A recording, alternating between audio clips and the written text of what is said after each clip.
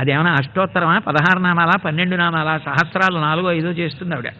ఆ సహస్రాలన్నీ అయిపోయిన తర్వాత ఎప్పుడో నైవేద్యం పెడుతుంది. ఈ లోపల పాపం వాడు ఏదో 3 ఏళ్ళో 4 ఏళ్ళో పిల్లాడు ఉంటాడు ఇంట్లో, మనవాడు. వాడికి ఏం తెలుసు? వాడు వచ్చి నాన్నమ్మ ఒక్క బూరి పెట్టవా, ఓ బూరి పెట్టవా అని అక్కడ కూర్చుంటాడు. తప్పో, దేవుడికి పెట్టాలి, పెట్టకూడదు, పోతలకి అని కోడల్ని పిలిచి వీడి తీసుకుపోని. మాట్లాడకూడదు కదా, సంజ్ఞలు ఏదో చప్పుడు చేసి గట్టిగా అంటుంటే వాడిని ఈట్ చేస్తూ ఉండడం, వాడు మళ్ళీ వస్తూ ఉండడం. పరమాత్మ చూశాడు, ఏమిటిది గోడ మీద బొమ్మలన్నీ అంటించేసి అవన్నీ వేలుపులే, అవే దేవతలు. నీ మనస్సు ఏమైనా ఒక్క క్షణం లగ్నమైందా చేస్తున్న పూజ మీద? ఇదంతా పూజ, ఇదంతా పెద్ద తంతు.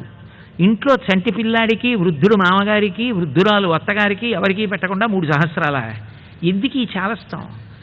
ఆ వచ్చిన వాడికి ఓ చిన్న బూరి చేతిలో పెడితే భగవంతుడికి నేను తిన్నాం, వాడికి ఎట్టేశావు అంటాడా? అంత కక్షతో ఉంటాడా భగవంతుడు? ఆయన